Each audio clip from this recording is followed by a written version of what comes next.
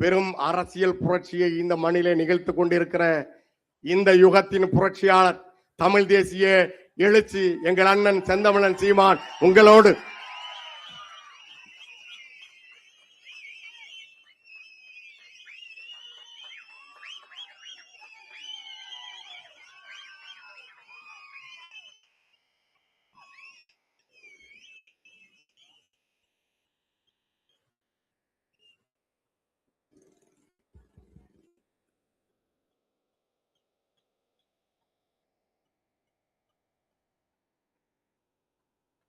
எங்களின் உயிரோடும் உணர்வோடும் கலந்து வாழுகின்ற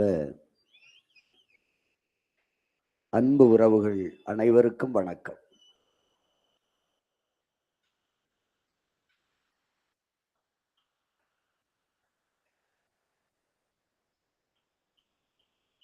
ஒவ்வொரு 5 ஆண்டுக்கும் ஒரு முறை தேர்தல் வருகிறது. ஆனால் இங்கே எந்த மாறுதலும்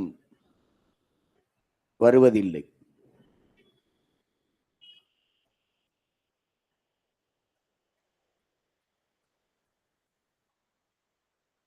ஒரே மாதிரியான ஆட்சி முறை, ஊழல், லஞ்சம்,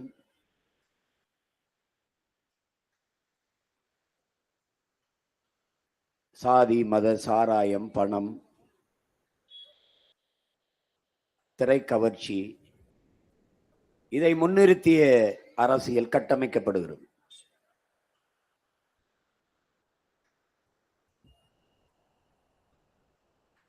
தமிழன் ஏன் அடிமையானான் என்ற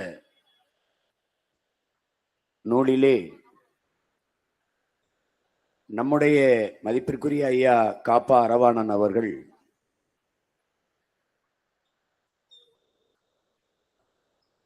முதலில் பண்பட்ட இனம், நாகரிகம் அடைந்த இனம் போர்க்குணமற்று போகும். அப்படி போர்க்குணமின்மை, தன்னிடத்தில் இருப்பதை விட பிறரிடத்தில் இருப்பது உயர்ந்தது என்கிற தாழ்வு மனப்பான்மை,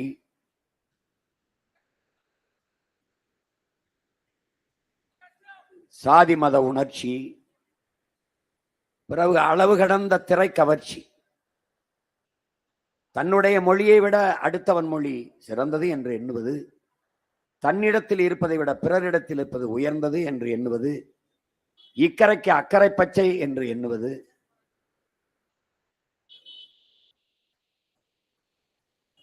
வெளிநாட்டு பொருள்கள் என்றால் அது தரமாக இருக்கும் என்று நம்பி வாங்குவது,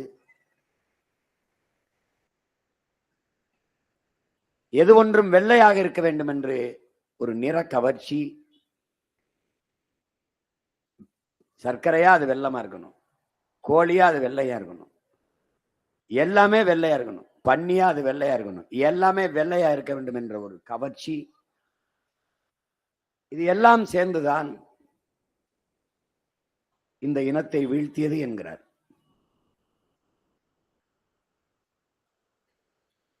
இங்கே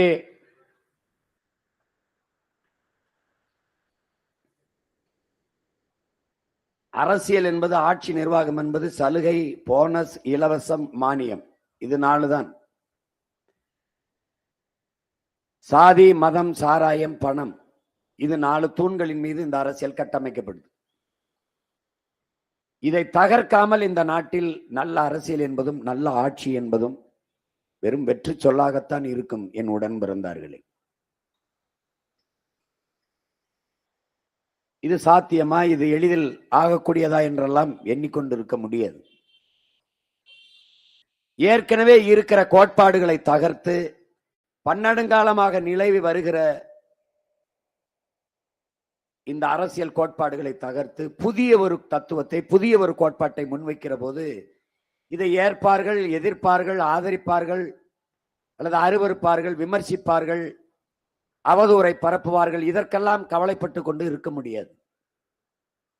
ஏனால் உலகில் பல்வேறு மாறுதல்களை உருவாக்கிய ஒவ்வொருவனும் இப்படி ஏசி பேசப்பட்டவன் தான், விமர்சனத்துக்கு ஆட்பட்டப்பட்டவன் தான். அதற்கெல்லாம் பயந்தால் புதிய ஒன்றை முன்வைக்க முடியாது. இத்தனை மாறுதல்கள் இந்த உலகில் நடந்திருக்க முடியாது. ஏற்கனவே இருக்கிற கோட்பாட்டை தகர்த்து புதிய ஒரு கோட்பாட்டை கட்டமைப்பதற்கு போர்வரனையும் விட துணிவும் வீரமும் தேவை என்கிறார் ஐயா இறையன்பு அவர்கள். ஏற்கனவே இருக்கிற இந்த திராவிட கோட்பாடு, இந்த தீய அரசியல் கோட்பாட்டை தகர்த்து புத்தம்புதியாக தூய தமிழ் தேசிய அரசியலை கட்டமைக்க உங்கள் பிள்ளைகள் கடுமையான ஒரு புரட்சியை மிக ஈடுபாட்டோடு முன்னெடுத்து வருகிறோம். எதிரெதிர் திசையிலே நாங்கள் முன்வைக்கிற அரசியலுக்கும் அவர்கள் முன்னெடுத்து வந்த அரசியலுக்கும் நீண்ட தூர இடைவெளி இருக்கிறது.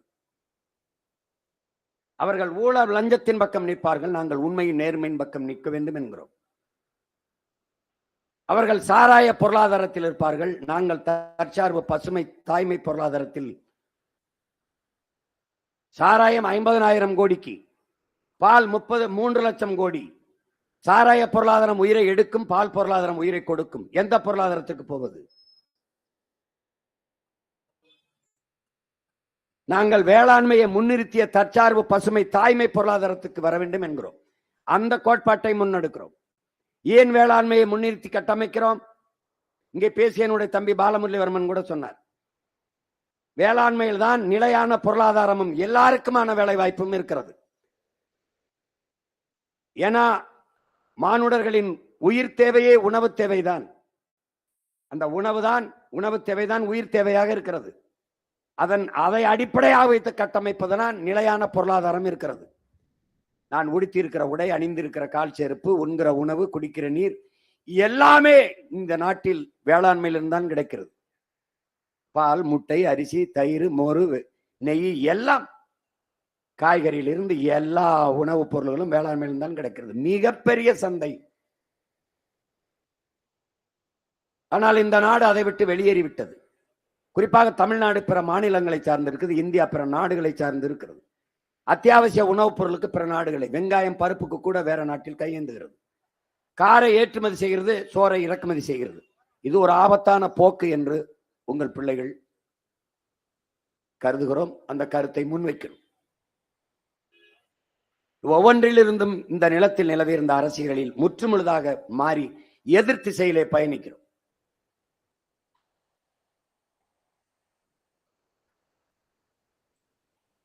நாங்கள் என்ன கருத்துக்களை, எப்படிப்பட்ட செய்திகளை முன்வைக்கிறோம் என்பதை எனது அன்பு மக்கள் கேட்கணும். என் முன்னாடி கூடி நிற்பவர்கள் மட்டுமல்ல, உலகெங்கும் எங்கள் பேச்சுகளை உற்று கவனித்துக் கொண்டிருக்கிறோம். ஒவ்வொருவருக்காக தான் நாங்கள் பேசிக் கொண்டு இருக்கிறோம். கிருஷ்ணகிரியில் பேசுவது தருமபுரிக்கும் தான், கோயம்புத்தூருக்கும் தான், ஈரோட்டுக்கும் தான், எல்லா ஊருக்கும் தான். ஒவ்வொரு இடத்திலும் ஒரு பிரச்சனை இருக்கிறது. கணக்கில்லாத சிக்கல்கள், பிரச்சனைகள் இருக்கிறது. ஆனால் இந்த பிரச்சனைகளுக்கெல்லாம் காரணம் யார்? இத்தனை ஆண்டுகளாக இந்த நாட்டை ஆண்டவர்கள் தான். இந்த பிரச்சனைகள் தந்தவர்கள் ஒரு பக்கம், இந்த பிரச்சனையை தீர்க்க வேண்டும் என்று வந்த உங்கள் பிள்ளைகள் நாங்கள் ஒரு பக்கம். இதுதான் இந்த தேர்தலில் போட்டி. ஆசிரியர்கள் போராடுகிறார்கள், செவிலியர்கள் போராடுகிறார்கள், மருத்துவர்கள் போராடுகிறார்கள், உழவர்கள் போராடுகிறார்கள், மீனவர்கள் போராடுகிறார்கள், மாணவர்கள் போராடுகிறார்கள், போக்குவரத்து தொழிலாளர்கள் போராடுகிறார்கள். யார் போராடவில்லை? யார் போராடவில்லை? மற்ற இனங்களுக்கெல்லாம் வாழ்க்கையில் அவ்வப்போது போராட்டம் வரும். ஆனால் நமக்கு போராட்டமே வாழ்க்கையாக மாறி நிற்கிறது. நாம் வாழ்வதற்காகவே போராட வேண்டிய அவசியத்தில் தள்ளப்பட்டிருக்கிறோம். எத்தனை ஆயிரக்கணக்கான போராட்டம். தமிழ்நாட்டு முதல்வர் மாண்புமிகு முதலமைச்சர் ஸ்டாலின் அவர்கள் சட்டசபையில் சொல்கிறார், கடந்த 3 ஆண்டுகளில் 1 லட்சம் போராட்டங்களுக்கு நாங்கள் அனுமதி கொடுத்திருக்கிறோம் என்கிறார். இங்க போராட அனுமதி தரவில்லையே என்ற கேள்விக்கு அவர் சொல்கிறார், 1 லட்சம் போராட்டங்களுக்கு அனுமதி கொடுத்திருக்கிறோம் என்று. இதில் பெருமைக்கு என்ன இருக்கிறது? இந்த 1 லட்சம் போராட்டங்களை என் மக்களுக்குள் திணித்தது யார்? இது பெருமையா, கொடுமையா? தன் நாட்டு குடிகளை போராடுகிற நிர்பந்தத்திற்கு, சூழ்நிலைக்கு தள்ளுவது எவ்வளவு கொடுமையான ஆட்சி முறை! எவ்வளவு கொடுமையான ஆட்சி முறை! ஒரு பெற்றதாய் தன் பிள்ளைக்கு எப்படி குறிப்பறிந்து சேவை செய்வாளோ, எந்த நேரம் பசிக்கும், எந்த நேரம் உறக்க பசிக்கும் என்று பால் ஊட்டுவாளோ, உணவூட்டுவாளோ, எந்த நேரம் உறக்கம் வரும் என்று தொட்டிலில் இட்டு தாளாட்டுவாளோ, அப்படி குறிப்பறிந்து தாய் செய்வது போல ஒரு நாட்டை ஆளுகிற மன்னன், ஒரு அமைச்சன் ஆட்சி செய்வானையானால் அவனை இந்த உலகம் போற்றி தொழும் என்கிறான் எங்கள் முன்னவன் திருவள்ளுவ பெருமகனார். குடிதலி கோலோச்சும் மாநில மன்னன் அடிதொலி நிற்கும் உலகு என்கிறார். அப்படிப்பட்ட ஆட்சி முறை எங்க நிலவுகிறதா?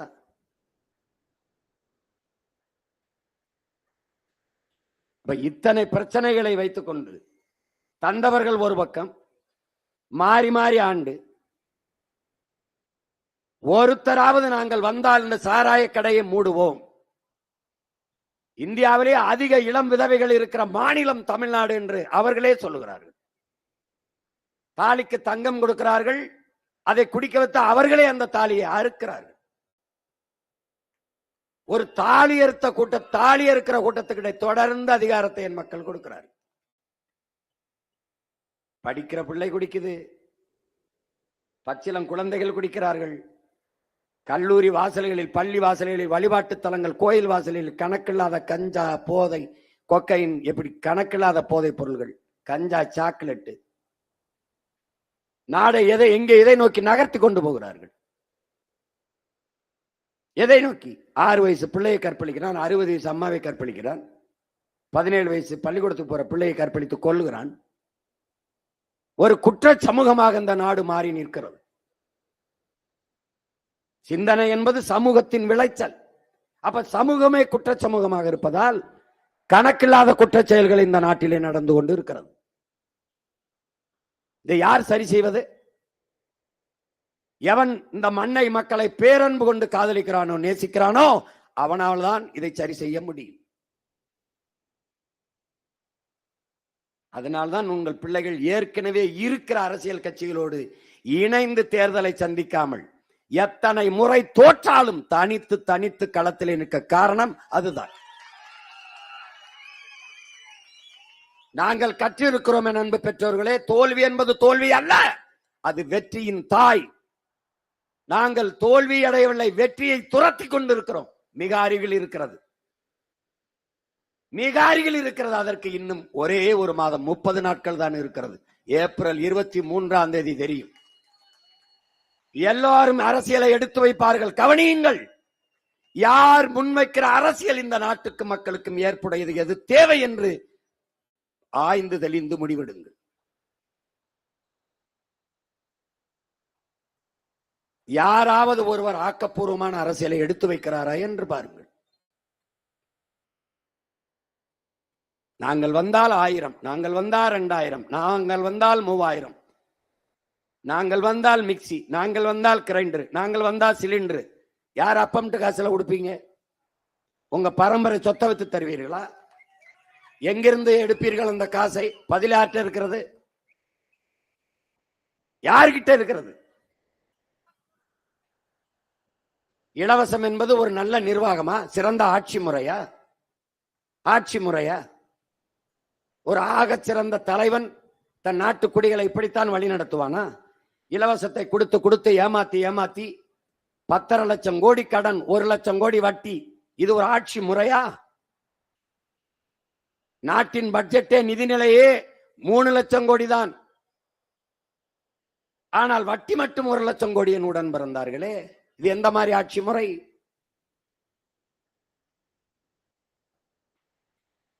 இதை எல்லாவற்றையும் உங்கள் பிள்ளைகளால் சரி செய்ய விட முடியும். இன்றைக்கு ஆட்சியை கொடுத்தீர்கள் என்றால் 5 ஆண்டுகளுக்குள் இந்த ஊழல், லஞ்சம், இந்த முறையற்ற நிர்வாகம், இந்த கொலை, கொள்ளை, பாலியல் வன்கொடுமை எல்லாவற்றையும் தடுத்து நிறுத்திவிட முடியும். தண்ணீரை உறிஞ்சி உறிஞ்சி வித்து விட்டார்கள். பூமிக்கு கீழே நீரில்லை, சேமித்து வைத்து விட முடியும். கணக்கில்லாத ஏரி, குளம், குட்டை, கண்மாய் தாங்கள் என்று வெட்டி தேக்கி வைத்து விட முடியும். மரங்களை வெட்டி விட்டார்கள், மரங்களை நட மறந்து விட்டார்கள். நாம் நட்டு வளர்த்து விட்டு விடலாம். வருங்கால தலைமுறை பிள்ளைகளுக்கு அதை வைத்து விட்டு போக முடியும். ஒரு தகப்பன், ஒரு வீட்டின் தலைவன், என் அன்பு சொந்தங்களே, தன் பிள்ளைகளுக்கு மாளிகை வைத்து விட்டு போகவில்லை, வங்கியில் பணம் வைத்து விட்டு போகவில்லை, மகிழ்வுந்து கார் வைத்து விட்டு போகவில்லை என்றாலும் பரவாயில்லை, கடனை வைத்து விட்டு போகக்கூடாது. ஆனால் இந்த நாட்டின் தலைவர்கள் 10 லட்சம் கோடி கடனில் இதுவரை நம்மை கொண்டு வந்து நிறுத்தி இருக்கிறார்கள்.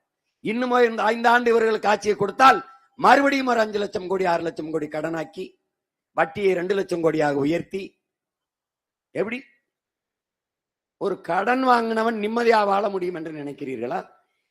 வீடு நிம்மதியாக வாழ முடியாது என்றால் இந்த நாடு மட்டும் எப்படி நிம்மதியாக வாழும்? இதை அறிவார்ந்த சமூகம் சிந்தித்து பார்க்க வேண்டாமா? கற்றறிந்த சமூகம் இதை எண்ணி பார்க்க வேண்டாமா? எப்படி வளர்ச்சி என்று எதை காட்டுகிறார்கள்? கடன் வளர்ச்சியை காட்டுகிறார்கள். இந்த 5 ஆண்டுகளில் மட்டும் 4.5 லட்சம் கோடி கடனை வாங்கி இருக்கிறது. வாங்கி எதை சாதித்திருக்கிறது? எந்த நலத்திட்டத்தை நிறைவேற்றிருக்கிறது இந்த அரசு? கல்வி தந்திருக்கிறதா? மருத்துவம் தந்திருக்கிறதா? குடிநீர் தந்திருக்கிறதா? தடையற்ற மின்சாரம் தந்திருக்கிறதா? நல்ல பாதை இருக்கிறதா? பயணிக்க போக்குவரத்து சரியாக இருக்கிறதா? என்ன இருக்கிறது? இந்த கடன் என்ன ஆனது? 5000 வீட்டுக்கு, ஒவ்வொரு வீட்டுக்கும் வங்கி கணக்கில் 1,31 லட்சம் வங்கி கணக்குக்கு 6,800 கோடியை இந்த அரசு இழந்திருக்கிறது கடன்ல. யாரு கேட்டது 5000 வங்கியில போடுன்னு? யாரு கேட்டது? ஒரு வாக்கை பறிக்கிற முறை. 5000 கொடுத்தால் எப்படியாவது பெண்கள் நமக்கு வாக்கு செலுத்தி விடுவார்கள் என்று, இது என் குலப்பெண்களை அவமதிக்கிற ஒரு கேடுகட்ட ஒரு முறை. இது காசை கொடுத்தா ஓட்டு போட்டுருவோம் உனக்கு, அப்படித்தானே? இது என் அன்பு சொந்தங்கள், என் அருமை உடன் பிறந்தார்கள் சிந்திக்கணும். நான் உங்க ஓட்டுக்காக வந்து கத்திக்கிட்டு இருக்கேன்னு நினைக்காதீங்க. நான் இந்த நாட்டுக்காக கத்திக்கிட்டு இருக்கிற அந்த மகன் இதை புரிஞ்சுக்கணும். நான் இப்படி இருகையும் விரித்து கேட்பது உங்கள் வாழ்க்கை அல்ல, என் எதிர்கால தம்பி தங்கைகளின் வாழ்க்கையை என்பதை அறிவு சமூகம் ஆழ்ந்து சிந்திச்சு பார்க்கணும். எனக்கு பதவிதான் வேணா ஏதாவது ஒரு கட்சியில கூட்டணி போய் சேர்ந்திருப்பேன். பணம் தான் வேணா எனக்கு தான் ஆயிரக்கணக்கான கோடி தரேன்னு நான் போய் சேர்ந்திருப்பேன். எனக்கு பணமா இனமா என்று இருக்கும்போது நான் பிறந்த பெருமை மிக்க இனமும் அது மானமும் என்பதால் தான் தனியா நின்று கத்திக்கிட்டு இருக்கேன். நான் கூட்டணி வைக்கல, நீ எப்படி நீங்க எல்லாரும் சொல்றாங்க? இந்த நாட்டிலே பெரிய கூட்டணி வைத்திருக்கிறது நான் தான். 8 கோடி மக்களோடு இணைந்து தேர்தல் களத்தில் நிற்கிற ஒரே மகன் நான் தான்.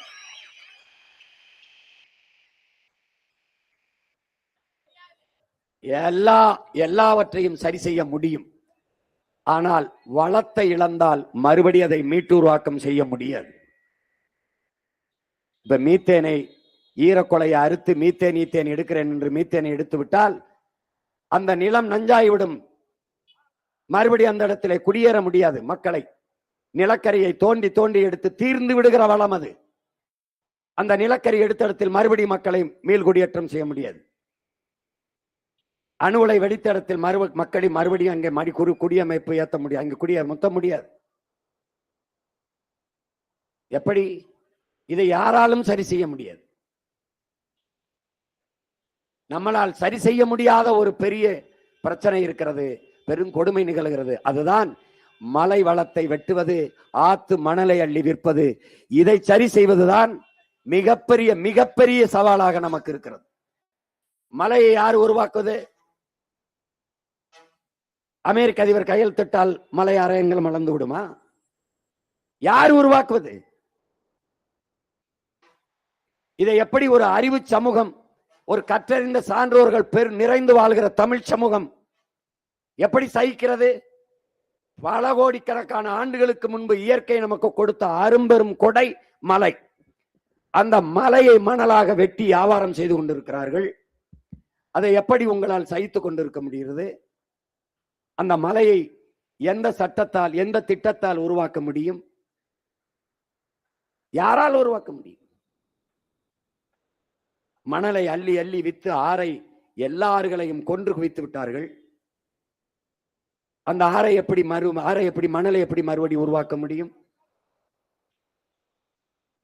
அது ஒன்றுதான் நமக்கு இருக்கிற பெரிய சிக்கல், மிகப்பெரிய ஆபத்து. அதை சரி செய்ய வேண்டும், அதை தடுக்க வேண்டும் என்று உங்கள் பிள்ளைகளுக்கு இந்த களத்திலே நின்று போராடுகிறோம். மலை என்று பேசுகிறான், மணல் என்று பேசுகிறான், மரம் என்று பேசுகிறான், தண்ணீர் என்று பேசுகிறான் என்று நீங்கள் நினைத்தீர்கள் என்றால் நான் உங்களுக்காக வருந்துகிறேன், உங்களுக்காக பரிதாபப்படுகிறேன், உங்களுக்காக அழுகிறேன். ஆனால் நான் பேசுகிறது இந்த மகன் இந்த நாட்டுக்கு மக்களுக்குமாக அக்கறையோடு பேசுகிறான், பாசத்தோடு பேசுகிறான், பேரன்பு கொண்டு நேசித்து பேசுகிறான் என்று புரிந்தால் உங்கள் வாக்கை எனக்கு போட்டால் போதும். இன்றையென்றால் எப்போதும் போல வாக்குக்கு 1000 2000 வாங்கி கொண்டு இலவசத்தை தருகிற பெருமக்களுக்கே வாக்கை செலுத்து, தன்மானத்தை இழந்து தலைகுனிந்து வாழுங்கள். உங்களோடு சேர்ந்து நானும் இருந்துவிட்டு போய்விடுகிறேன். என் அன்பு சொந்தங்களே, மலை என்பது மனித குலத்தின் கருவறை. இந்த பூமி எங்களது முன்னவர்கள் பாருங்கள், மலையிலிருந்து வருகிற ஆறை, அந்த அருவியை ஆறை மனித உடலுக்கு பாருங்கள் இரத்த நாளங்கள் போல இந்த பூமி தாய்க்கு இரத்த நரம்புகள் தான் இந்த நதிகள் என்பதை என் அன்பு சமூகம் புரிந்து கொள்ள வேண்டும். இங்கே மனித உடலிலே ஏதாவது ஒரு இடத்தில் இரத்த நரம்பில் தடை ஏற்பட்டால் அந்த கையோ காலோ செயலிழந்து விடும், அந்த உறுப்பு செயலிழந்து விடும். அதற்கு ஸ்ட்ரோக் என்று ஆங்கிலத்திலே நம்ம சொல்றோம். இப்ப என்னன்னா, அங்கிருந்து வருகிற அருவி ஆறு, அந்த ஆறை ஒரே இடத்தில் தடுக்கும் போது அந்த இடத்துல இந்த ரத்த ஓட்டம் பூமி தாய்க்கு தடைபட்டு விடுகிறது, ஸ்ட்ரோக் வந்து விடுகிறது. மீதி இருக்கிற பகுதி செயலிழந்து விடுகிறது. அப்ப ஆறுல இங்க ஓடி இப்படி பாருங்க, அப்படி வருது. இந்த தண்ணீரை தடுத்து அணையாக கட்டி விடுகிறார்கள். கட்டிவிட்டால் அணை கட்டப்பட்ட அந்த இடத்தில் நிலத்தடி நீர் உயரும். அந்த இடத்தில் வாழ்கிற உயிரினங்களுக்கு நீர் கிடைக்கும். ஆனால் மற்ற இடங்களில் வாழ்கிற மற்ற உயிரினங்கள், யானை, சிங்கம், புலி, பறவை, கொக்கு, மற்ற நிலங்களில் வாழ்கிற வேளாண்குடி மக்கள், மரம், செடி, கொடி, பூச்சி, வண்டு, இவைக்கெல்லாம் நீர் இருக்காது. அப்ப அந்த இடத்தில் நீரடி நிலத்தடியின் உயரம், மற்ற இடங்களில் நிலத்தடி நீர் இல்லாமல் போய்விடும். ஆறு நீர் வறண்டு செத்து போய்விடும். பாருங்கள், அந்த இடத்துல நீர் இருக்கு, மற்ற இடங்களிலே இந்த பூச்சிக்கு நீர் இருக்கணும், இந்த வண்டு, இந்த பறவைகளுக்கு தண்ணி இருக்கணும், எல்லா உயிரினங்களுக்கும் தண்ணி இருக்கணும். அப்ப அந்த இடத்தில் தண்ணி இருக்கு, மற்ற இடங்கள்லாம் வறண்டு. இதனால் நமது முன்னவன் 2000 ஆண்டுகளுக்கு முன்னாடி, 1800 ஆண்டுக்கு முன்னாடி நம்முடைய பாட்டனார் கரிகால் பெருவள சோழன் அவன் என்ன செய்கிறான்? அறிவியல் தொழில்நுட்பம் வளராத காலத்தில் உலகிலேயே முதலாக ஓடுகிற நீரை தடுத்து பாசனத்திற்கு பயன்படுத்தியவன் நம் பாட்டன் என்கிற பெருமிதமும் திமிரும் நமக்கு இருக்கணும். தமிழ் அறிவியல் மொழி இல்லை என்பார்கள். உலகத்துல எவனுமே அணை கட்டுறதுக்கு முன்னாடி அந்த அணையை எப்படி கட்டியிருக்கான்னு மட்டும் பாருங்க. அணை கட்டவில்லை, தடுப்பணை கட்டினான். பாருங்க, கல்லணை தடுப்பணை கட்டினான். அந்த முறைதான் சிறந்த நீர் மேலாண்மை முறை. தடுத்து தனக்கு வேண்டிய நீரை தேக்கி கொண்டு அப்படி அடுத்த இடத்துக்கு விட்டுருவான். அது ஓவர் ஃப்ளோ ஆகி மேடேறி மற்ற பகுதிக்கு போயிடும்.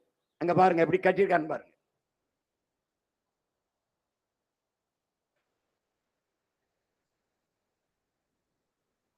நம்முடைய முன்னவர்களுடைய நீர் மேலாண்மையை, இந்த நீரை கையாளுகிற அறிவு திறனை பாருங்க,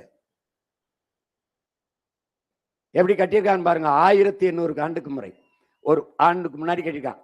இந்த முறை எப்படி? இந்த பாருங்க, மாடு கண்ணுக்குட்டிக்கு தான் பால் கறக்குது, நமக்கு இல்ல, நமக்கு இல்ல. ஆனா நமக்கு என்ன பாடத்திட்டத்தில் இருக்கு? காகம் காக்கை பாட்டியின் வடையை திருடி விட்டது. பாருங்க, திருடுது. பசு நமக்கு பால் தரும், இதான் நம்ம படிச்சிருக்கோம். நீங்களும் படிச்சிருக்கீங்க, நான் படிச்சிருக்கேன். பசு நமக்கு தரல, காக்க திருடின மாதிரி நாமளும் திருடுறோம்.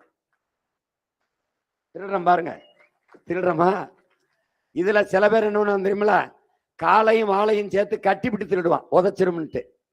முன்னாடி புல்ல போட்டுருவான், அது புல்ல தின்னுக்கிட்டு கண்ணுக்குட்டியை முந்திரம் முட்டை விட்டு கொஞ்சம் குடிக்க விடுவான். கண்ணுதான் பால் குடிக்குதுன்னு நினைச்சு அது புல்ல தின்னுக்கிட்டு இருக்கும், வைக்கோல தின்னுக்கிட்டு இருக்கும். இவன் கறந்துருவான். இவன் யாரு செய்வான்? களவாம்பான், திருடுவான். இந்த பாருங்க, திருடுறான், புல்ல போடுறான் பாருங்க, போட்டு பாலை திருடுறான். தேவையான பாலை எடுத்துக்கிறான் தனக்கு. அது கண்ணுக்குட்டிக்கு தான் கறக்குது, ஆனா அவன் தேவையான பாலை எடுத்துக்கிறான், தனக்கு எடுத்துக்கிறான். எடுத்துக்கிட்டு என்ன செய்யறான்? மிச்சம் கொஞ்சோண்டு பாலை மடுவுல வச்சு கண்ணுக்குட்டியை போய் குடிக்க விட்டுறான். நம்முடைய முன்னோர்களின் மேலாண்மை எப்படி இருந்துச்சு? நீர் மேலாண்மை அங்க பாருங்க, மலையிலிருந்து அருவி வருதா? அதுக்கப்புறம் அருவி ஆறை நம்ம உருவாக்கல, அது அருவிதான் உருவாக்குது, மலை தான் பிரசவிக்குது. ஆறுல இருந்து என்ன ஆகுது பாருங்க, ஏரி, அதை நம்ம வெட்டினோம். கண்மாய், அதை நம்ம வெட்டினோம். கரணை, அதை நம்ம வெட்டினோம். இப்ப பாத்தீங்கன்னா பள்ளிக்கரணை, பீக்கங்கரணை, அதெல்லாம் ஏரி தான், நீர்த்தேக்கம் தான். தாங்கல், வேடந்தாங்கல், பழவந்தாங்கல் சென்னையில, அதெல்லாம் நீர்த்தேக்கம் தான். ஏந்தல், அதுக்கப்புறம் ஊரணி, குளம், குட்டை, இதெல்லாம் நம்ம வெட்டினோம். ஆறை நம்ம உருவாக்கல.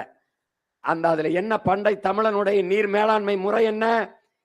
எப்படி பசுமாட்டுல பாலை கறந்துக்கிட்டு கொஞ்சோண்டு பாலை வேண்டியதை எடுத்துட்டு மிச்சத்தை கண்ணுக்குட்டிய குடிக்க விடுவோமோ, அப்படி மேல இருந்து மலை முகடில் இருந்து மாறில இருந்து வர அருவியை, அந்த ஆறை உனக்கு தேவையான அளவிற்கு ஏரி, குளம், கம்மாய், தாங்கல், ஏந்தல், கரணை, குட்டை என்று வெட்டி நீ தேக்கி விட்டு மறுபடியும் தாயான கடலிடத்திலே ஆறை சேர விட வேண்டும்.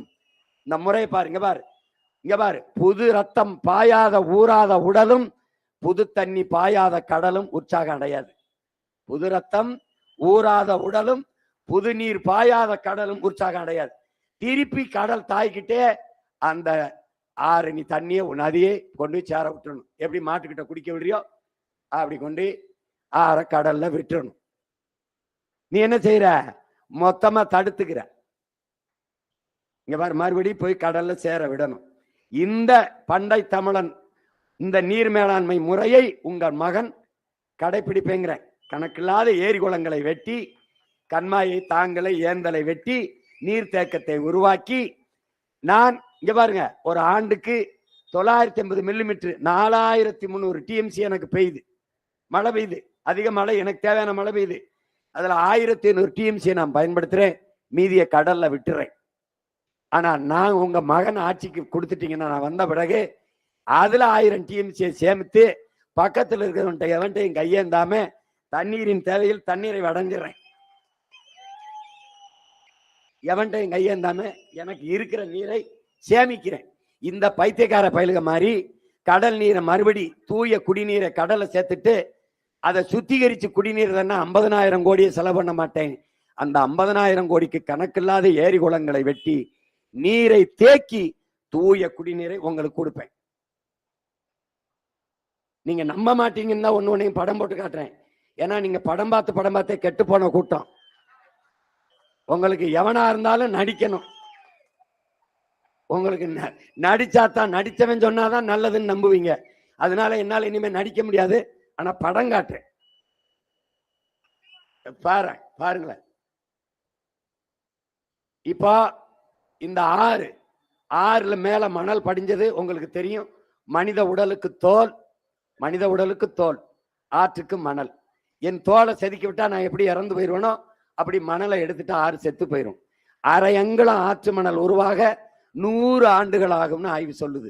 இந்த மணலை உருவாக்கியாத நம்மல்ல, அருவிதான். அது ஆறுல படிய வச்சுச்சு. 1/2 அங்குலம் மணல் சிறந்த நீர் வடிகட்டி நீர் தேக்கி. இந்த மணலை 3 அடி அள்ளணும்னு இருக்கு, அரசு உத்தரவு போடுது. ஆனா 30 அடிக்கு இரும்பு கை கொண்டு அள்ளி விற்கிறான். மணலை காசா பார்த்துட்டான். இந்த பாருங்க எப்படி வெட்டி விற்கிறான் பாருங்க. உங்க மணலை பாருங்க, வீடு கட்டிட்டான்.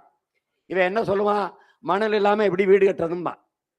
எத்தனை ஆயிரம் ஆண்டுகளா நம்ம வாழ்றோம்? எத்தனை ஆயிரம் ஆண்டுகளா கோட்டை கட்டி ஆண்டோம், மாளிகை கட்டி ஆண்டோம். பல ஆயிரக்கணக்கான ஆண்டுகளா வாழுகிறோம். நம்ம இப்படி ஆத்து மணல் எல்லாம் மொத்தமா அள்ளி தீர்த்த 34 ஆத்து மணலையும் வித்து தின்ட்டோம். ஏன்? இந்த மாநில மக்களின் மணல் தேவைக்கு மட்டும் அள்ளப்படல. கேரளாவில் தடை, ஆந்திராவில் தடை, கர்நாடகாவில் தடை.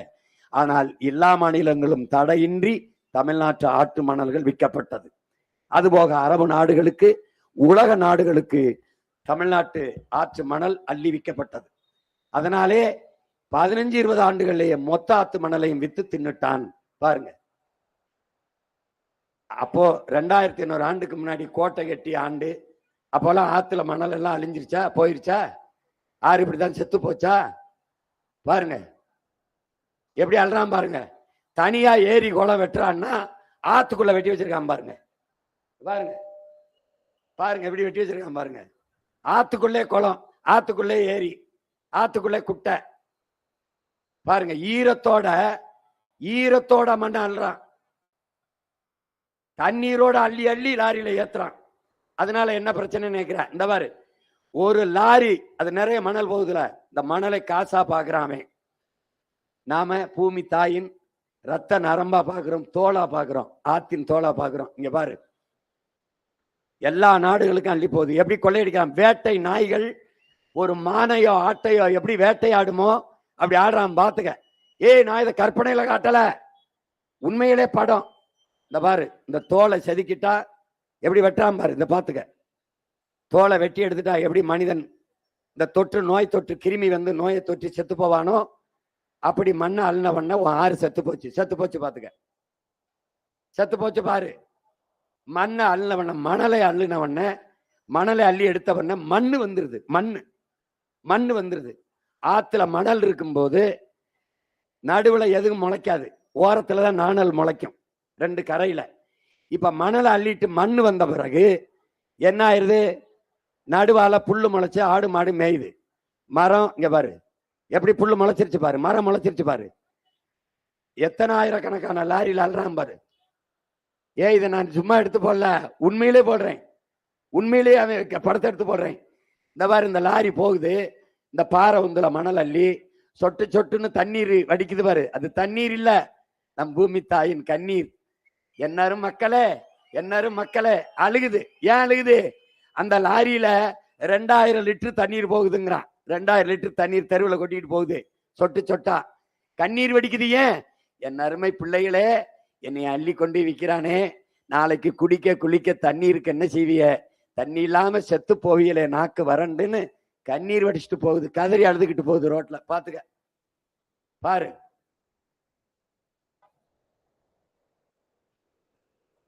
எப்படி வேட்டையாடுறான் பாரு உன் வளத்தை, உன் நிலத்தின் வளம் எப்படி களவு போகுதுன்னு பாரு. கண்ணு முன்னாடி பாரு. உங்கள் கண் முன்னே உங்கள் வளங்கள் களவு போவதை பார்த்து கொண்டிருக்க சபிக்கப்பட்டு விட்டீர்கள். பாருங்க எப்படி நம்ம தாய் அழுகிறா பாரு. என்னடா பண்ணுவிய என் பிள்ளைகளே, நான் பெத்த மக்கா, நீங்க தண்ணி இல்லாம கஷ்டப்படுவீங்களேன்னு கலங்குறான்.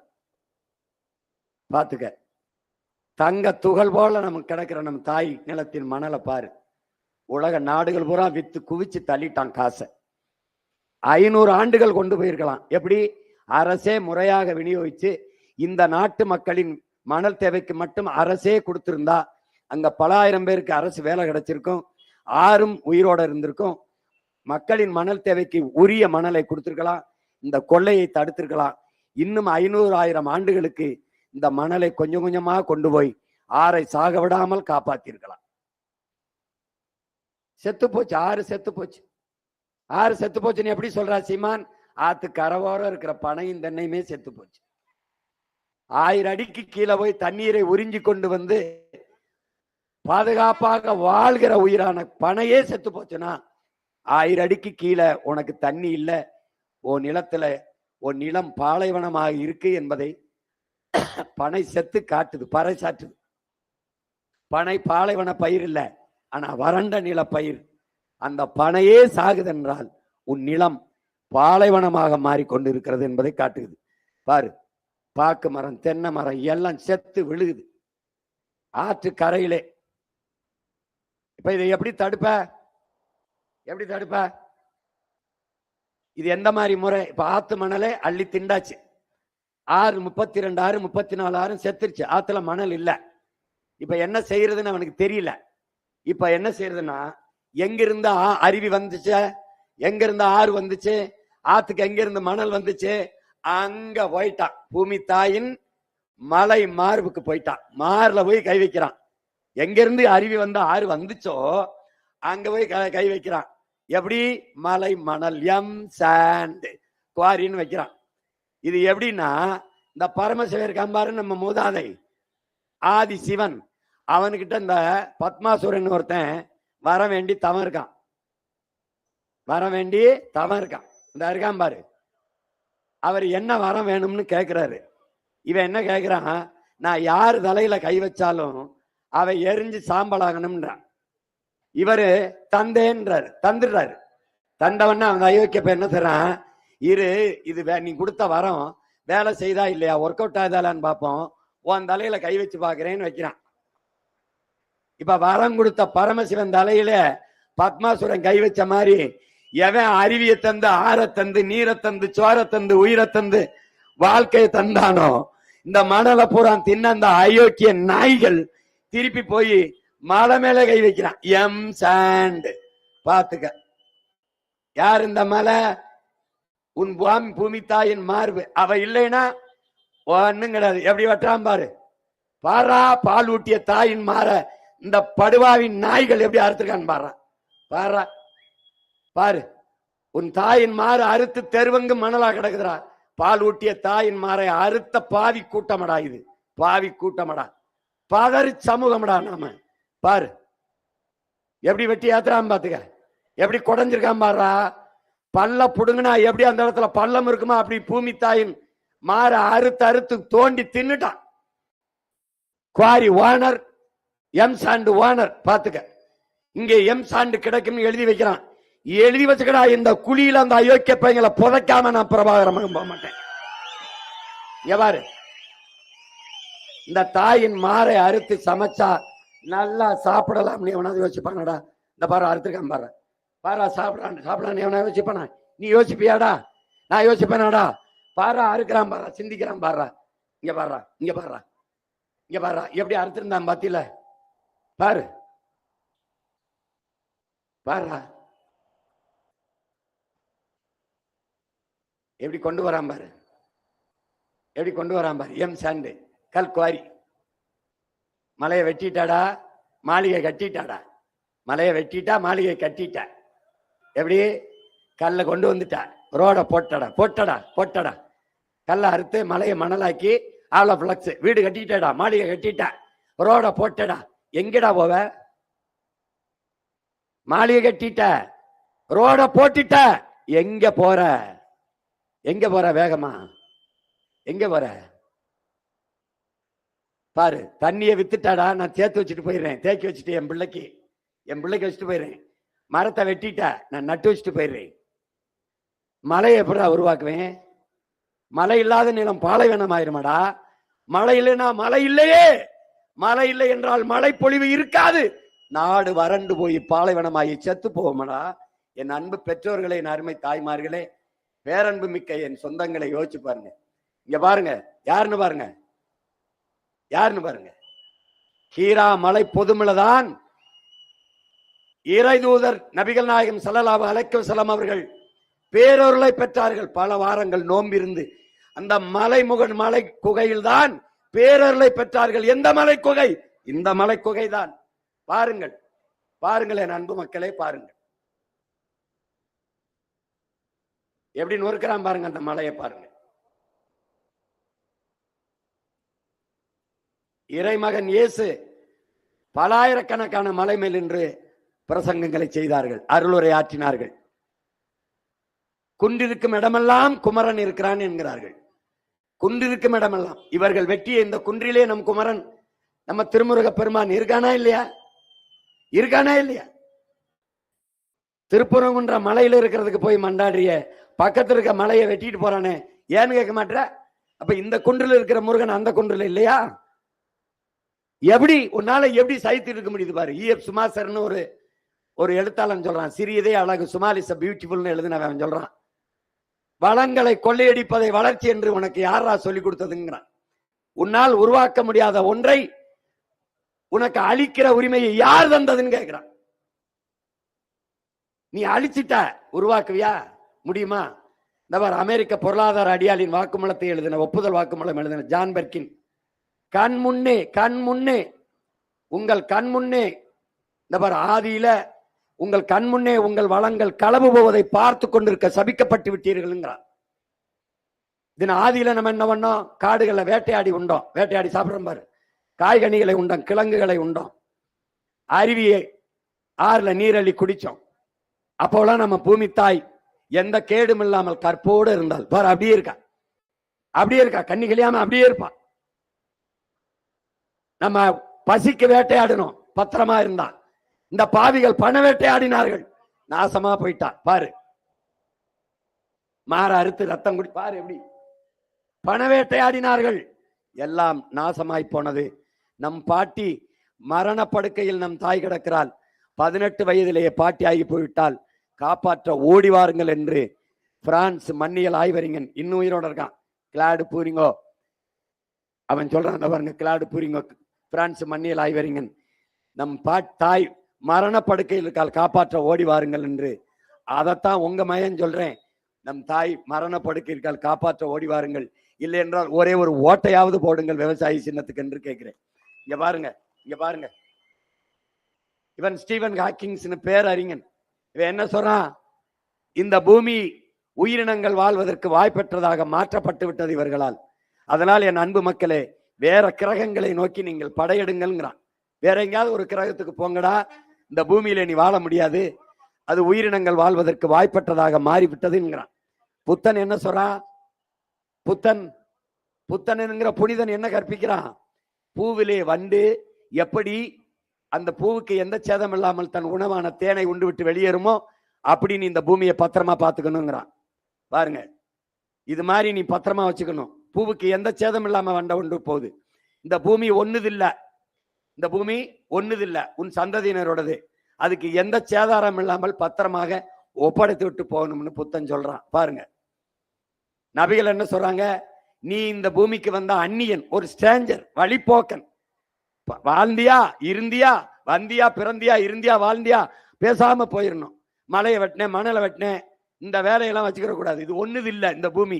யார்? நபிகள். மார்க்ஸ் என்ன சொல்றான்? இந்த பூமி ஒன்னுடையது இல்ல, உன் சந்ததியினரோடது. இருக்கிறதை விட இன்னும் செழுமைப்படுத்தி வளமைப்படுத்தி பத்திரமா ஒப்படைச்சிட்டு போங்கிறான். பாருங்க, பத்திரமா ஒப்படைக்கணும் உன் பிள்ளைகிட்டங்கிறான். உங்க பிள்ளை. நான் என்ன சொல்றேன்? நீ வாடகை வீட்டுல குடியிருக்க, வீட்டு உரிமையாளன்ட்ட எப்படி பத்திரமா வீட்டை காலி பண்ணும்போது ஒப்படைச்சிட்டு போவியோ அதே மாதிரி உன் பிள்ளைகிட்ட ஒப்படைச்சிட்டு போ பூமியேங்கிறேன். பாருங்க, சாவியை கொடுத்துட்டு போகணும் வாடகை வீட்டுல இருக்கிற நீ. ஆனா நீ விட்டுட்டு போகல. நம்ம பாட்டை நமக்கு மாளிகை கட்டல, கார் வாங்கி வைக்கல, வங்கியில பணம் போடல. ஆனால் ஆறா வச்சான், அருவியா வச்சான், மலையா வச்சான், காட்டா வச்சான், நிலத்தை நிலமா வச்சுட்டு போனான். இந்த மாதிரி நாசமாக்கிட்டு போகல. பாத்துக்க, இவ்வளவு பெரிய வீடு கட்டினோம். எங்க ஊர் காரைக்குடிக்கு இத வீடுதான். அப்ப இந்த மணல்லாம் தீர்ந்து போச்சா என்ன? பாரு, காரை வைக்கலவன், பணத்தை வைக்கல. நாங்க என்ன செய்யறோம்? நாங்க என்ன நினைக்கிறோம்?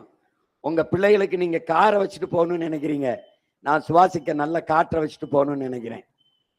இங்க பாருங்க, நீங்க பணத்தை வச்சுட்டு போகணும்னு நினைக்கிறீங்க, பணத்தை வச்சுட்டு போகணும், தங்கத்தை வச்சுட்டு போகணும்னு நினைக்கிறீங்க. நான் குடிக்க நல்ல தண்ணீரை வச்சுட்டு போகணும்னு நினைக்கிறேன். இதுதான் அவங்களுக்கும் மற்றவங்களுக்கு இருக்கிற, மற்ற கட்சிகளுக்கு உங்க பிள்ளைகளுக்கு இருக்கிற வேறுபாடு தான். இதை நல்லா கவனிச்சுக்கணும். அறிவார்ந்த சமூகம் பாருங்க, உங்கள் நிலம் பாலைவனமாகிவிட்டால் எந்த உயிரினமும் வாழ முடியாது. இப்போ குறிஞ்சி, முல்லை, மருதம், நெய்தல் 4 நிலம். 5வது நிலம் தான் பாலைவனம். அந்த பாலைவனம் இயற்கை நிலம் இல்லை. அது எப்போது உருவாகுது?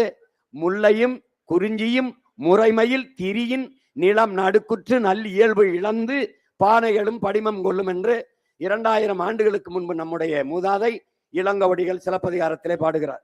முல்லையும் குறிஞ்சியும், குறிஞ்சி மலையும் மலை சார்ந்த இடமும், மலை, முல்லை காடும் காடு சார்ந்த இடமும்.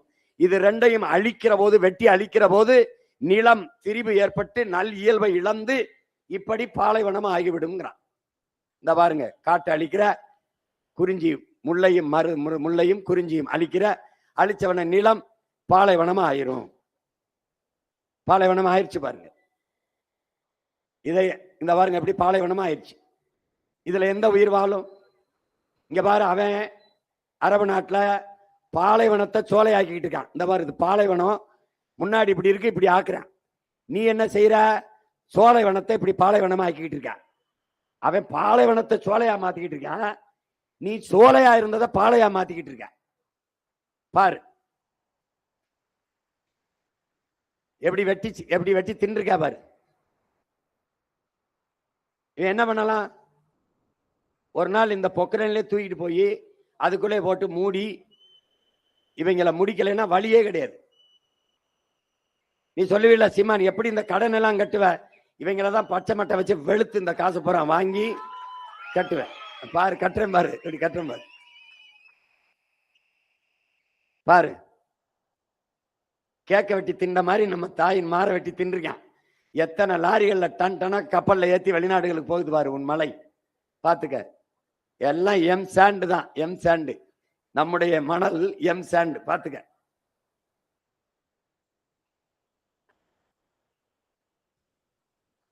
இதுல என்ன கொடுமைன்னு பேரு, முல்லை பேரியாற்றுல தண்ணி நமக்கு தர்றதில்ல.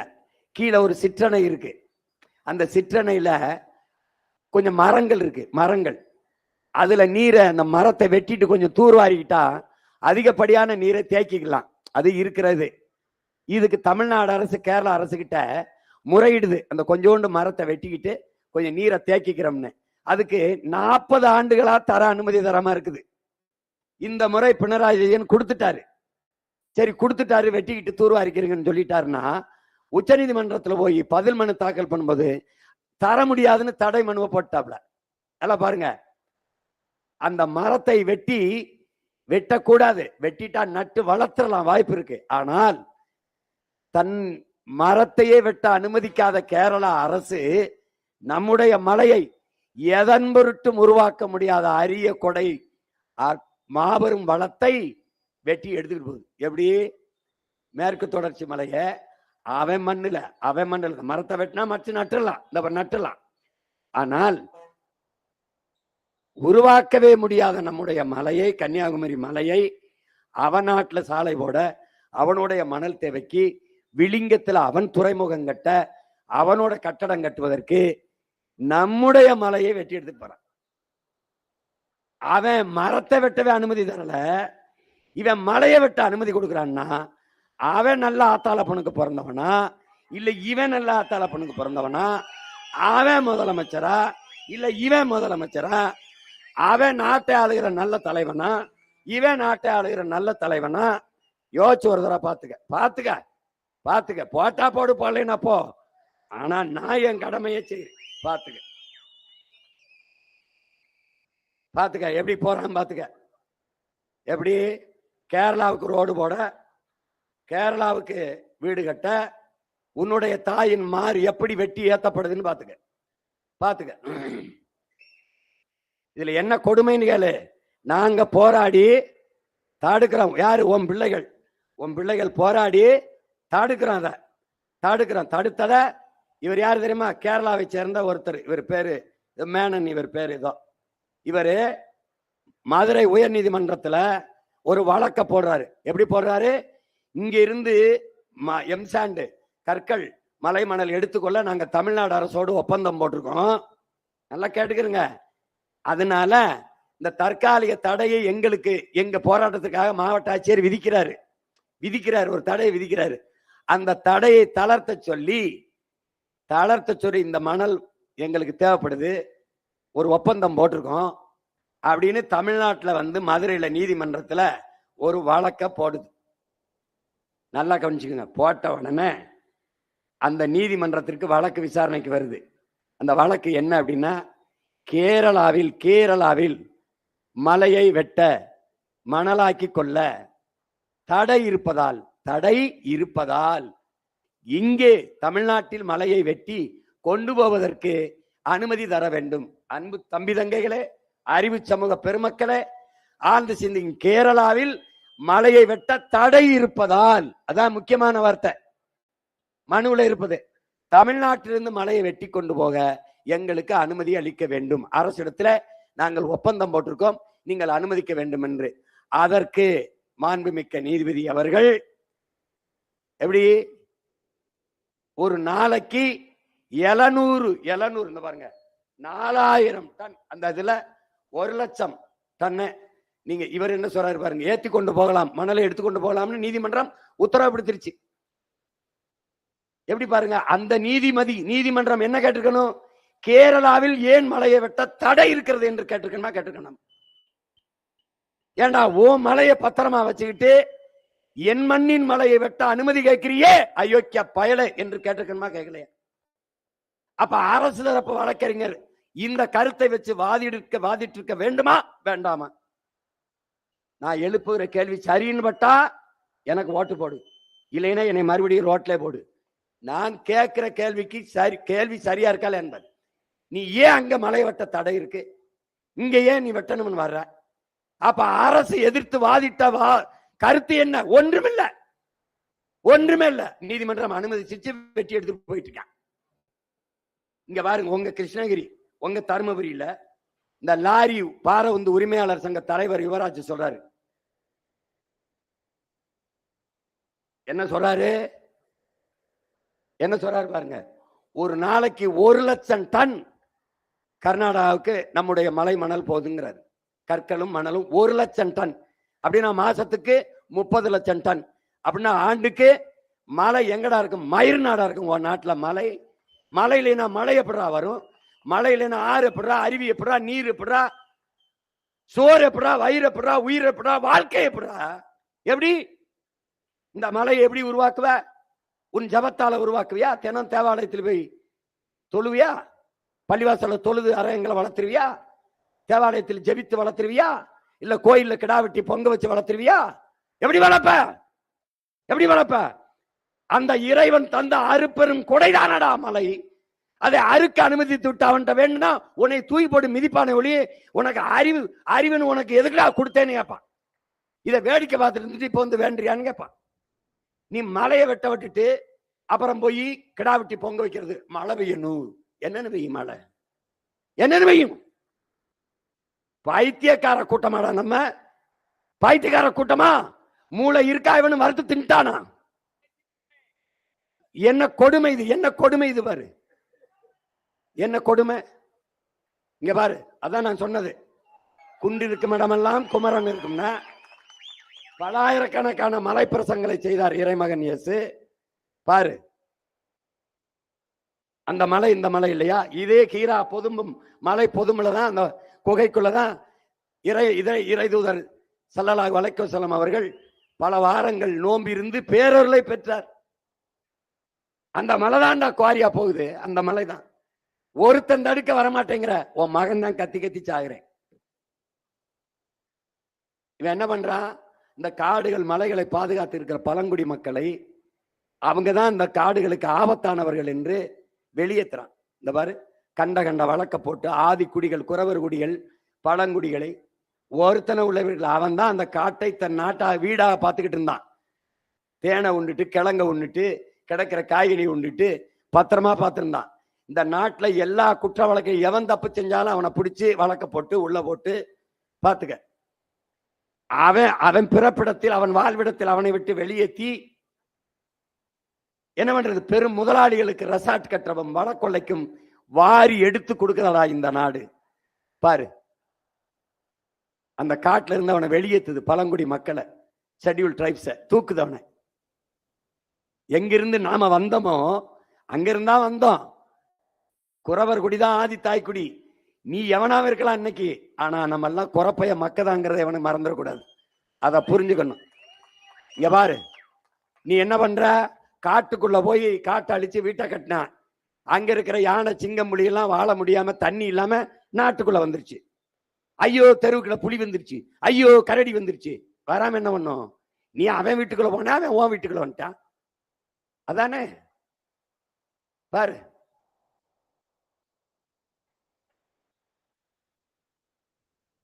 எல்லாம் நாசமா போய் நிலம் வறண்டு பாலைவனம் ஆயிடுச்சு. இப்ப என்ன பண்ண? காடுகள்ல இருந்துதான் நமக்கு அருவி வந்துச்சு, தண்ணி வந்துச்சு. ஆனால் இப்ப காடுகளை அழிச்சிட்ட, அங்க தண்ணி இல்ல, உயிரினங்கள் வாழ முடியல, புலி, சிங்கம், கரடி, மான்லாம் வாழ முடியல. நீ என்ன செய்யற? பெரிய அறிவாளியில மலை அடிவாரத்துல ஒரு தொட்டியை கட்டுற. கட்டிருக்கா பாரு, தொட்டியை கட்டி தண்ணியை ஊத்திட்டு வர. அது என்ன செய்யுது? என்ன செய்யுது? விலங்கெல்லாம் வந்து குடிக்குது, தண்ணி வத்திடுது. வத்துனா என்ன செய்யுது? யானை வந்து தும்பிக்கை இருக்கணும்னா தண்ணியை உள்ள விட்டு குடிச்சிட்டு போயிருது. யானை குடிச்சிருது, இந்த மாதிரி தும்பிக்கையை விட்டு குடிச்சிருது. மற்ற உயிரினங்கள் இங்க பாரு எப்படி செய்யும் பாரு, செத்துருது. யானை செத்துருது, யானையே தண்ணி இல்லாம செத்துருது. இப்ப மற்ற உயிரினங்கள் என்ன பண்ணும் பாரு. அதுக்கு தும்பிக்கை இல்லாத உயிரினங்கள் எப்படி? காட்டுக்குள்ள யானை வாழ முடியல, செத்துருது. கடலுக்குள்ள பெரிய உயிரினம் திமிங்கலம், அது வாழ முடியாம செத்துருது. காட்டுக்குள்ள யானை, நாட்டுக்குள்ள திமிங்கிலம் செத்துருது, நாட்டுக்குள்ள நீ எப்படி வாழ்வாங்கிற கேள்வியை நான் எழுப்புறேன். சரின்னு பட்டா எனக்கு ஓட்டு போடு, இல்லைன்னா எவனுக்கோ போட்டு என்னை ரோட்ல போடு. பாரு,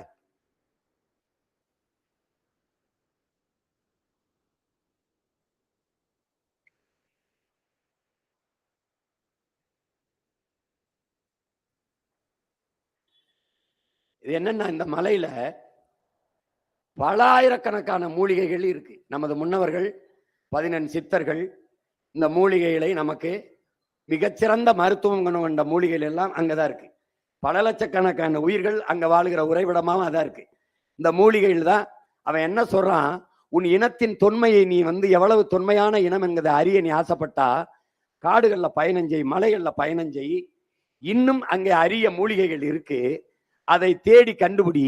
எந்த மூலிகையை சாப்பிட்டால் எந்த நோய் குணமாகும் என்று கண்டுபிடி. அதை தேட தொடங்கினி என்றால் உன் இனத்தின் தொன்மை தெரியும். ஏனென்றால் நமது முன்னவன் பகுத்து வச்சிருப்பான். எப்படி வச்சிருக்கான், இந்த மூலிகையை சாப்பிட்டா இதுக்கு நல்லது, கத்தாழை இதுக்கு நல்லது, துளசி இதுக்கு நல்லது. இங்க பாரு, ஒவ்வொன்றும் கீழா நெல்லி மஞ்சக்காமாலைக்கு நல்லது, அகத்திக்கீரை அகத்தை சீர்படுத்தும், அகத்திக்கீரை சீரகம் அகத்தை சீர் செய்யும். இந்த பாரு, நீ கொசுக்கடி வந்துச்சு, டெங்கு, அதுக்கு நிலவேம்பு குடி. எங்க போச்சு ஒரு நவீன மருத்துவம்? எங்கே போச்சு? டெங்குன்னு நிலவேம்புட்டான். கொரோனா கபஸ்வரம் குடி. அதெல்லாம் கண்டுபிடிச்சது யாரு? நமது முன்னவர்கள். தந்தது யாரு? இந்த மலைதான். பாத்துக்க, பொன்னாங்கண்ணி அகத்திக்கீரை அகத்துக்கு நல்லது, அகத்தை சீர்படுத்தும் சீரகம், முருங்கைக்கீரை இரும்பு சத்து கொண்டது. பாரு, ஒண்ணு. இந்த பொன்னாங்கண்ணி கீரை பார்வைக்கு நல்லது, கண்ணுக்கு நல்லது. இதையெல்லாம் கண்டுபிடிச்சு பகுத்தவன் யாரு? நமது முன்னோர்கள். 1000 பேரை கொன்றவன் அற வைத்தேன் இல்ல, 1000 பேரை கொன்றவன், 1000 வேரை கொன்றவன். வேற கொன்றவனுக்கு தான் பேரை கொன்றவன்ட்டான். கொன்றவன் பூரா அந்த இருக்கா மாதிரி வந்தான் நம்ம முன்னவன். அப்ப என்ன, அவ்வளவு அரிய பெரிய கொடை இந்த மலை.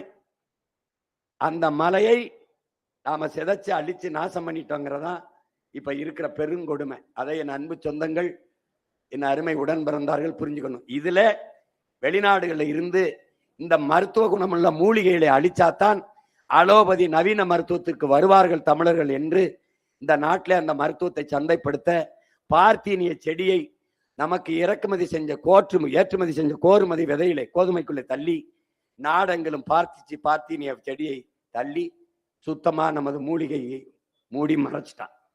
பாத்துக்க, இப்ப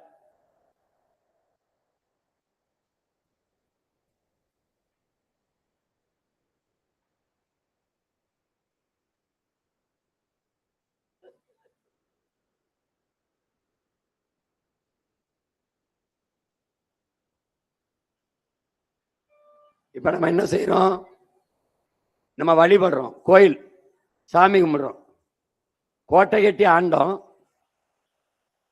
கோயில் கட்டி வழிபட்டோம். இந்த கோயிலை கோயிலை தந்தது யாரு? எங்கிருந்து கோயிலுக்கு கல்லெடுத்த? அவ தந்ததுதான். கோட்டை கட்டி ஆண்டோம். பாரு, பார்த்துக்கிட்டே இரு.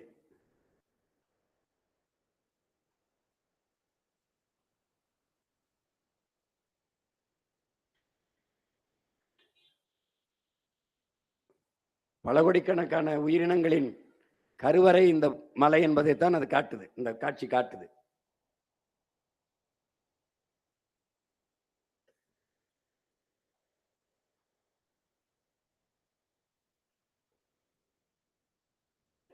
இப்ப நம்ம என்ன,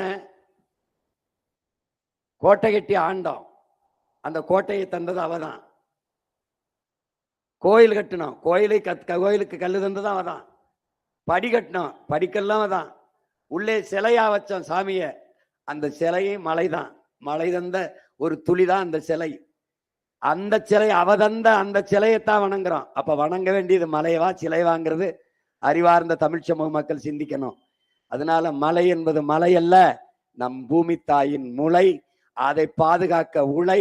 அது இல்லை என்றால் ஏது நமக்கு மழை என்பதை கவனத்தில் வைத்துக்கொண்டு அறிவார்ந்த தமிழ் சமூக மக்கள் சிந்தித்து இந்த தேர்தலை எதிர்கொள்ள வேண்டும். இந்த மலையை பாதுகாக்கவில்லை என்றால் மலையற்ற நிலம் பாலைவனமாகிவிடும். அந்த பாலைவனத்தில் எந்த உயிரினும் வாழ முடியாது. எனவே அறிவார்ந்த தமிழ் சமூக மக்கள், என் உயிரினும் இனிய என் தம்பி தங்கைகள், இந்த தேர்தலில் மலைவளமே மண்வளம் என்பதை புரிந்து கொண்டு நீங்கள் வாக்கு செலுத்த வேண்டும் என்று உங்களை அன்போடு வேண்டுகிறேன். இதையெல்லாம் வாக்கு கேட்க வருகிற எந்த கட்சியும் பேசாது. உங்கள் வாழ்க்கையை காக்க வருகிற மகன் என்பதால் இதை திரும்ப திரும்ப நான் போட்டு போட்டு காட்டுகிறேன். நீங்கள் இந்த பிள்ளை சொல்வது சரி என்று பட்டால் எங்களுக்கு வாக்கு தந்தால் போதும். எல்லோரும் எடுத்து வைக்கிற கருத்துக்களை கேளுங்கள். அதில் எது சரியாக இருக்கிறதோ அந்த கருத்தை ஏற்று அவர்களுக்கு வாக்கை தந்து நீங்கள் வெற்றி பெற செய்யுங்கள். யாரிடத்தில் நாடு மக்களும் இருந்தால் நாடு மக்களும் பாதுகாப்பாக வாழ முடியும் என்பதை நீங்கள் என்றைக்கு உணர்கிறீர்களோ அன்றைக்கு எங்களுக்கு வாக்கு தந்தால் போதும். சரியானவற்றை எப்போதும் தேர்வு செய்வீர்கள். இம்முறையும் நீங்கள் சரியானவற்றை தேர்வு செய்ய வேண்டும் என்று அன்போடு உங்கள் மகன் வேண்டுகிறேன். இங்கே இந்த தொகுதியில, ஊத்தங்கரை தொகுதியிலே போட்டியிடுகிற என் அன்பிற்கினிய தம்பி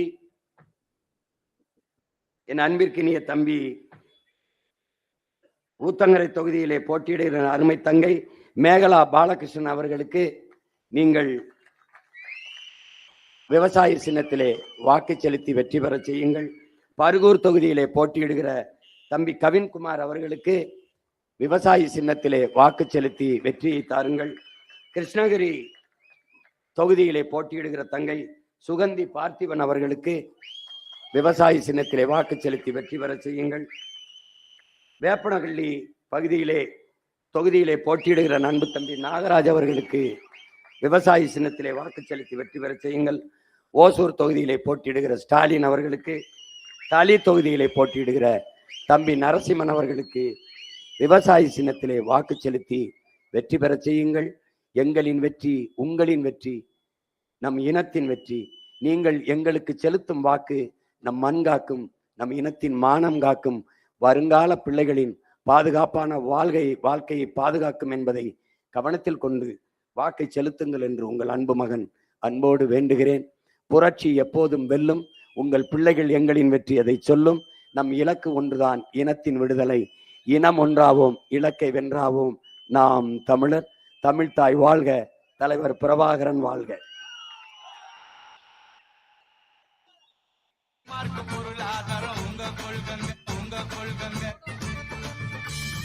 தற்சார்பு பொருளாதாரம் எங்க கொள்கங்க, தற்சார்பு பொருளாதாரம் எங்க கொள்கங்க, காசு மார்க்க பொருளாதாரம் உங்க கொள்கங்க, காசு மார்க்க பொருளாதாரம் உங்க கொள்கங்க. நாட்டு மக்கள் நலம் எல்லாம் எங்க கொள்கங்க, நாட்டு மக்கள் நலம் எல்லாம் எங்க கொள்கங்க. வீட்டு மக்கள் நல மட்டும் உங்க கொள்கங்க, இந்த வீட்டு மக்கள் நல மட்டும் உங்க கொள்கங்க. வரப்போகுது மாற்றம், தீபாவளி தமிழ்நாட்டுக்கு ஏற்றம்.